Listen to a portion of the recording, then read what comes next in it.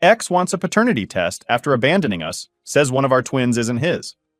All right, let me start this off by saying this whole situation with my ex, Alex, is a complete mess, and it's honestly been one thing after another since we split. Like, I thought things were rough when he left me while I was pregnant with the twins, but that was just the beginning. Now he's come up with the most ridiculous demand yet. He wants a paternity test for our youngest, Lila. And the reason? Apparently she doesn't look like him, so now he's convinced I cheated on him and that she's not his. Let me back up a bit and explain. Alex and I were together for a few years and things seemed fine until they weren't. When I got pregnant with the twins, Luke and Lila, he started pulling away. Like, emotionally distancing himself, barely helping with anything, and constantly finding reasons to stay late at work. I should have seen the signs, but I was too busy dealing with the pregnancy and trying to keep everything together. By the time I was about 6 months along, he dropped the bomb. He was leaving. Just like that, he was gone. He didn't even stick around to see the birth. I had to do everything on my own, which was hard enough. Luke came out looking like a mini version of Alex, no denying that. But Lila, she's got darker hair, curls, and her features are a little different. She looks more like my grandmother, who was mixed race and white passing. I didn't think much of it at first. Babies can look all sorts of ways. But apparently, Alex, and more importantly, his new wife Fiona, are making a big deal out of it. Fiona, man, I could write a whole book on her. She's the woman Alex left me for, and from the moment she came into the picture, she's been trying to shove her way into my kids' lives, acting like she's their mother or something. The kids don't like her, which makes sense because, let's be real, who would like the woman your dad left your mom for? Fiona's always trying to get them to call her mama, and they flat out refuse.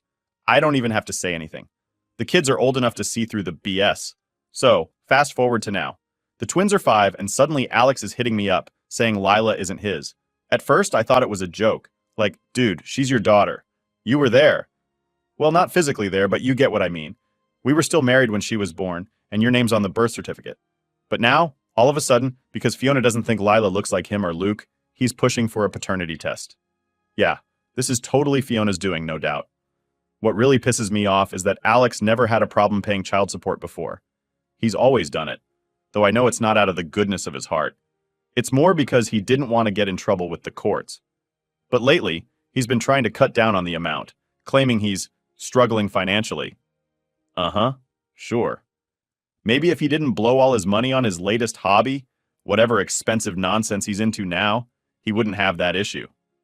Anyway, I found out about this whole paternity thing from his sister Maggie before Alex even bothered to tell me. Maggie's been my ally in all this.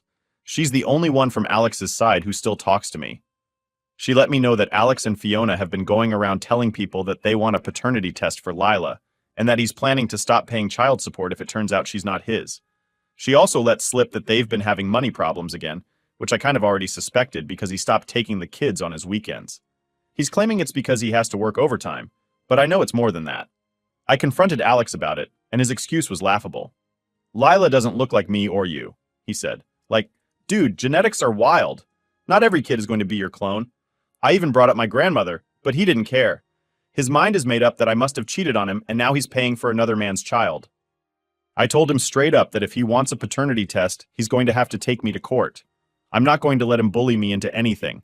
I know he's just trying to weasel out of paying for his own kid, and I'm not here for it. He tried pulling the I can't afford court card, acting like I'm holding his money hostage by forcing him to pay for a kid that isn't his. Yeah, right. But it gets worse. After I told him to take me to court, he started blasting me all over Facebook. I don't follow him, but Maggie sent me screenshots. He's out there telling anyone who will listen that I tricked him into signing the birth certificate and that I'm forcing him to pay for a child that isn't his. I swear the man is delusional. He wasn't even at the hospital when Lila was born, but because we were still married, his name went on the certificate automatically. Now he's acting like I forged it or something. And of course, his Facebook rants have attracted a whole bunch of his idiot friends who think they know everything. One of them even had the nerve to message me, telling me I should just get the paternity test to clear my name and make things easier for Alex. Yeah, because I'm the one making things difficult here. Unbelievable. I've started ignoring his calls altogether. If he wants to talk to me, it has to be through text or email so I can have everything documented. I don't trust him not to twist things. I've learned my lesson after dealing with his crap for years. Plus, I'm pretty sure this whole thing isn't even about Lila not being his. It's about money. It's always about money with him. Fiona's probably in his ear telling him to cut his losses and stop paying child support.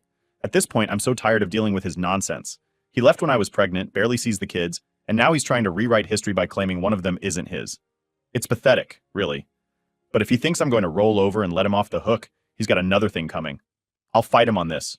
Court or no court, I'm not about to let him or Fiona push me around. They can spread all the lies they want, but I know the truth. And deep down, so does Alex. So yeah, that's where we're at. I guess now I just wait for him to either back off or take me to court. Honestly, I'm kind of hoping for the latter. Let's see him try to explain this whole mess in front of a judge. Alright, so things took a turn after that whole paternity test situation with Alex. I thought maybe, just maybe, after the way I shut him down in the last conversation, he'd cool off and think things through. I mean, logically, if I didn't cheat on him, and I didn't, there's no point dragging this mess out, right? But of course, Alex doesn't think logically. He thinks like a victim, and when he's backed into a corner, he lashes out. This time, he didn't come to me directly. Oh no, he's way too much of a coward for that. Instead, he and Fiona went on a full-blown smear campaign against me. It started small, like little jabs on social media, subtle things only people close to us would understand. But then, it escalated fast. He wasn't content with just dragging me online. He had to start bringing family into it. One day I got a call from his dad, Phil. Now, I actually like Phil. He's always been fair with me, even after the divorce. He's great with the kids and has never let Alex's drama get in the way of his relationship with them. So, when he called me, I figured it was just a normal check-in. I wasn't expecting him to be all worked up, practically yelling about the ridiculous stuff Alex had been saying about me to the family. Apparently, Alex had been going around telling everyone that I was cheating on him for the last 2 years of our marriage. 2 years. And not just with some random guy either. He said I had an affair with my former coworker, Steve. First of all, Steve is married with kids, and we were literally just coworkers. We barely even talked outside of work. Second, Alex left me, so this whole cheating thing he's claiming is just insane. Phil knew it was all nonsense, but Alex had been spreading this crap to everyone, including Phil's side of the family. So now, I had to do damage control with the in-laws, who were suddenly thinking there might be more to Alex's story than I was letting on. It's funny how quickly people are willing to believe the worst about you when they're not the ones directly involved. Some of them reached out to me, acting all concerned but really just fishing for more dirt. You know the type, the ones who pretend they care but just want something to gossip about. And then there was Fiona. Oh boy, she's really loving this. She's jumping in, backing up every word Alex says, acting like she's been in the picture longer than 5 minutes. I get that she doesn't like me. Obviously, we were never going to be friends. But this was a whole new level of petty. She even went so far as to tell people that I was trying to trap Alex by getting pregnant with the twins. Like, what? I didn't plan for him to leave me while I was pregnant. I didn't want any of this.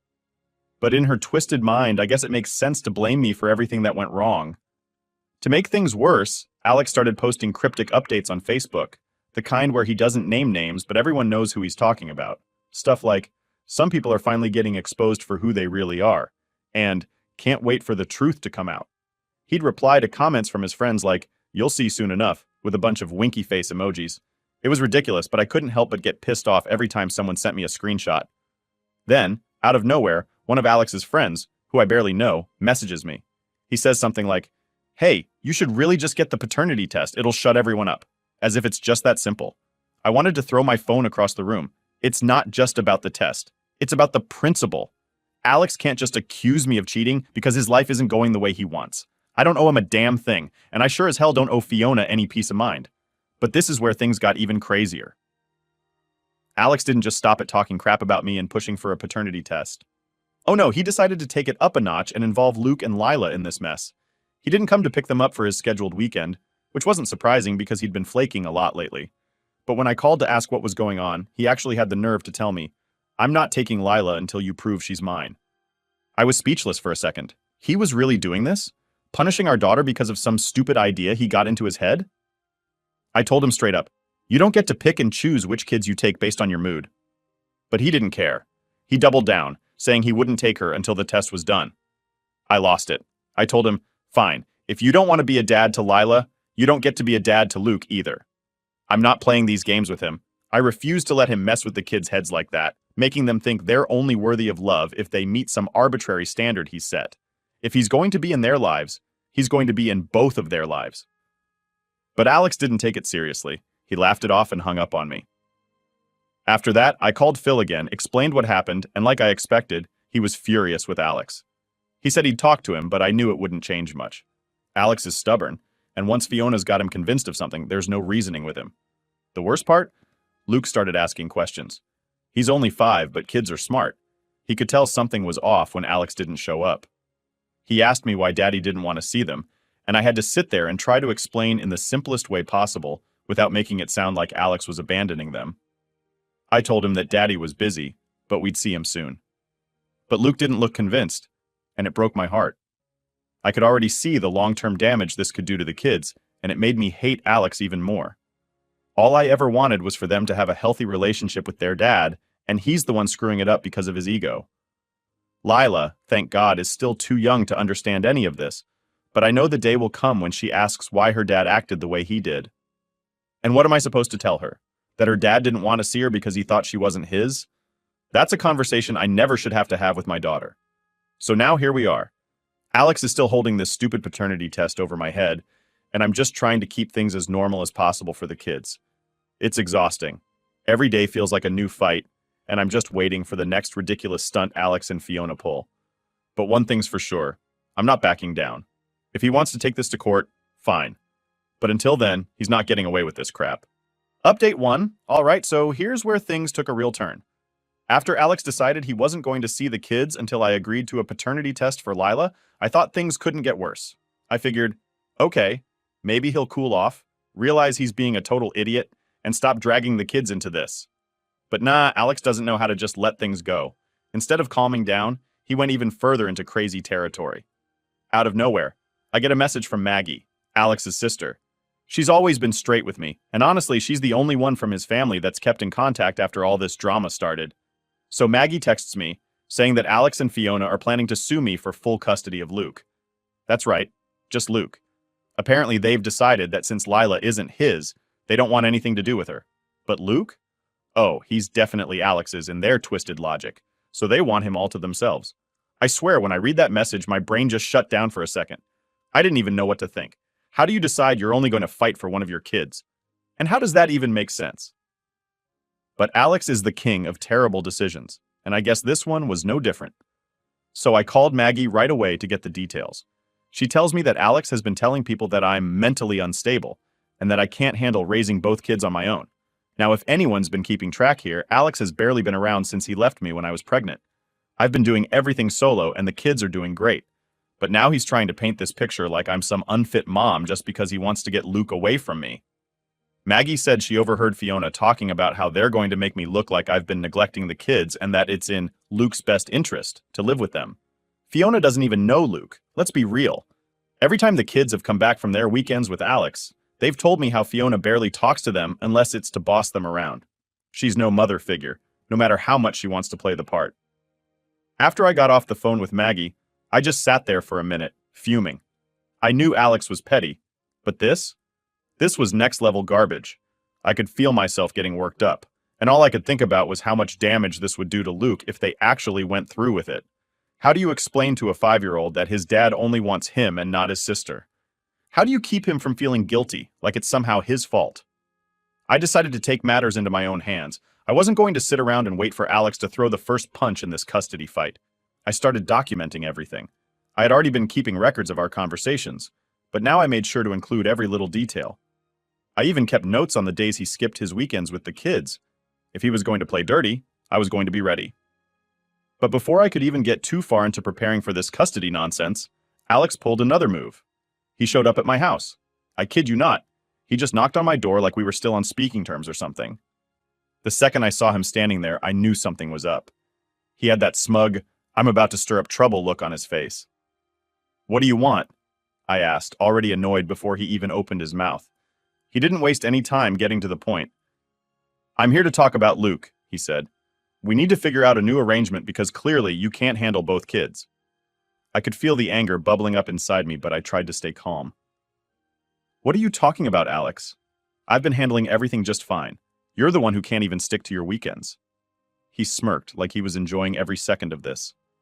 I think it's best for Luke to come live with me and Fiona full-time. He deserves a stable home, and well, let's just say you're not exactly providing that. I couldn't believe what I was hearing. You think taking Luke away from his sister is providing stability? Are you serious right now? Alex shrugged like it was no big deal. Lila isn't my kid, so why should I care?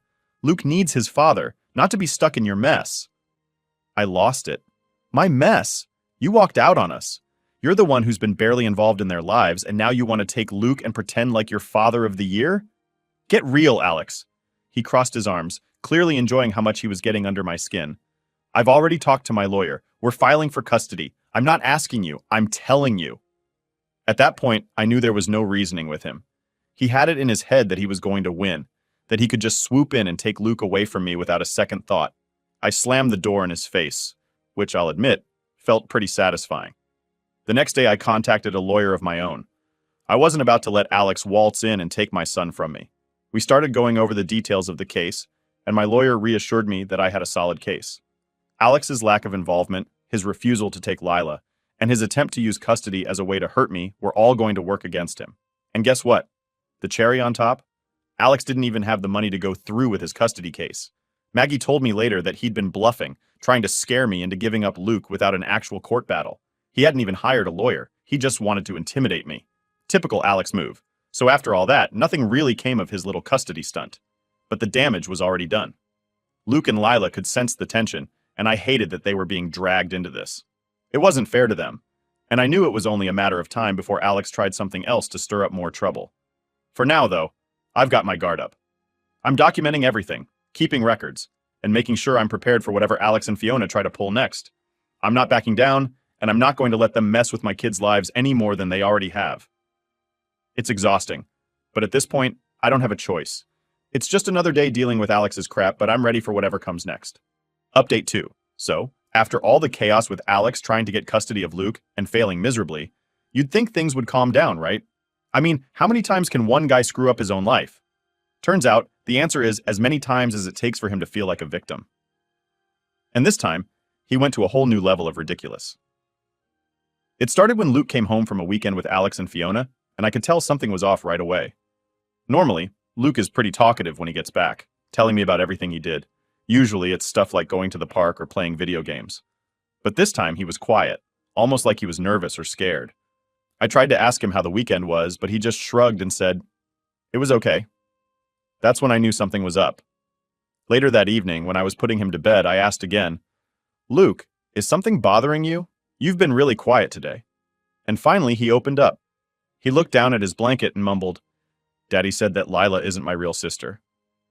I swear I felt my heart drop. "What do you mean, Luke?" He glanced up at me with those big, innocent eyes and said, "He said that Lila doesn't belong in our family because she doesn't look like him." I could barely keep it together. Alex had actually told our 5-year-old son that his sister wasn't really his sister.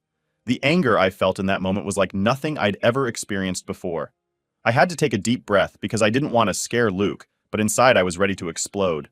"Luke," I said, trying to stay calm, "Lila is your sister. She's your twin. You both grew inside my belly at the same time.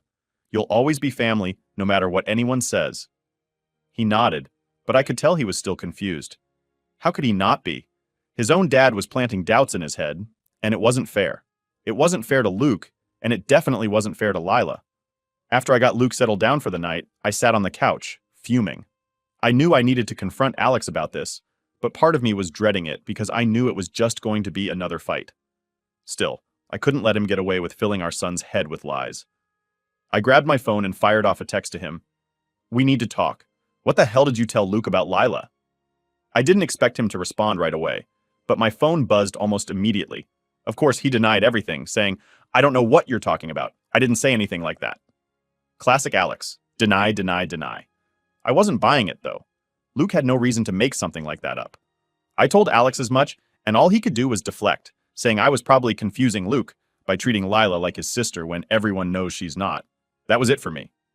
I called him, and when he picked up, I didn't even let him get a word in before I laid into him. "How dare you say something like that to our son?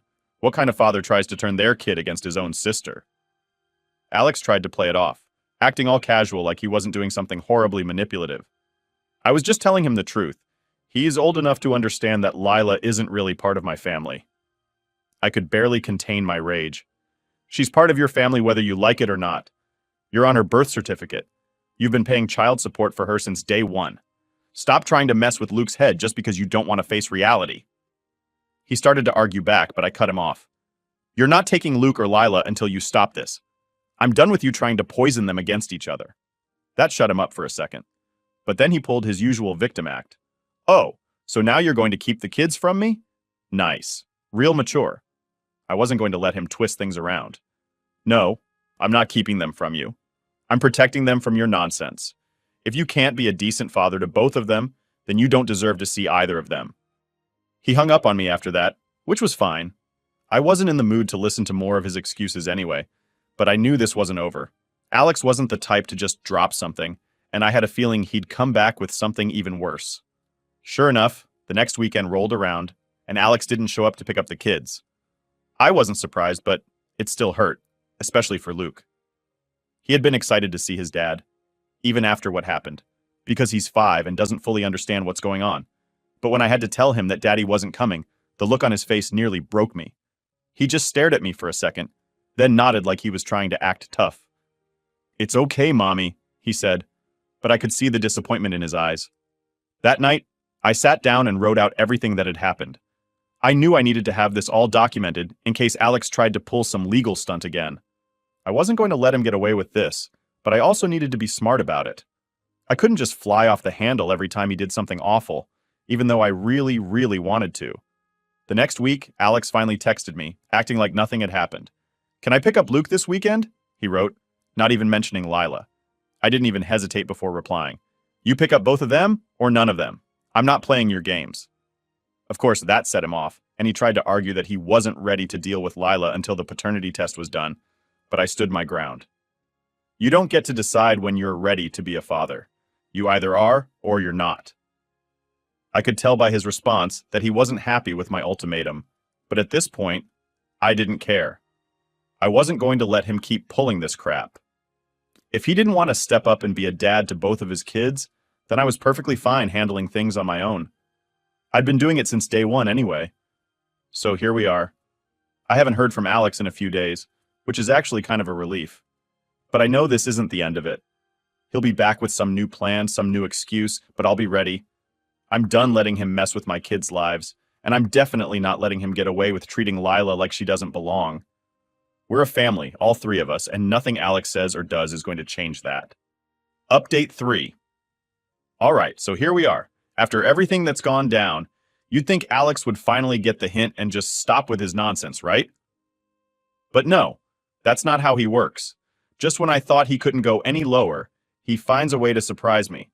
I should have known better by now. This time, though, he really crossed a line. It started with another text from Maggie. By now, she's my go-to for all the dirt on Alex, and honestly, she's probably the only person in his life who still has a shred of common sense. So when I got a message from her on a random Tuesday afternoon, I knew it wasn't going to be good. She told me Alex and Fiona were planning something big, something legal. Apparently, they were gearing up to file for full custody again, but this time they were going to claim I was unfit to raise the kids. Now, I know I've said this before, but seriously, Alex barely sees his kids. Fiona has no relationship with them other than trying to play pretend mom when it suits her. And now, they're going to try to take the kids away from me by claiming I'm the unfit one? I couldn't help but laugh at the irony, but at the same time, I was furious. This wasn't just some petty Facebook rant or a no-show on a weekend. They were going after my ability to take care of my kids. My kids. I wasted no time. I got in touch with my lawyer right away, explaining everything Maggie had told me. Luckily, I'd been keeping records of all Alex's ridiculous behavior, from the skipped weekends to the stuff he'd said about Lila not being his. My lawyer reassured me that I was in a solid position, but it still felt like a punch to the gut. No matter how strong my case was, the fact that I had to fight for my right to keep my kids just made me sick. The next couple of days were a blur of meetings with my lawyer, gathering more documentation, and trying to act like everything was normal for Luke and Lila. I didn't want them to feel the tension, even though it was eating me up inside. Every time I looked at them, I felt this overwhelming sense of protectiveness, like I needed to shield them from whatever storm Alex was about to bring.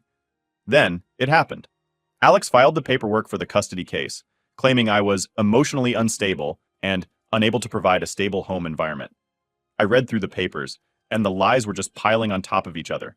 He had the nerve to say that I'd been alienating the kids from him and that I was using them as pawns to hurt him. Yeah, because I'm the one who's been skipping weekends and refusing to take both kids. Unreal. My lawyer was confident, but I wasn't feeling so sure. Courts can be unpredictable, and the thought of losing even partial custody of my kids was terrifying. I knew I had to stay strong, though, because if I showed even a crack, Alex would use it against me. A few weeks later, we had our first court date. Walking into that courtroom, I felt like I was about to throw up. Alex was there, of course, looking smug as ever, like he already won.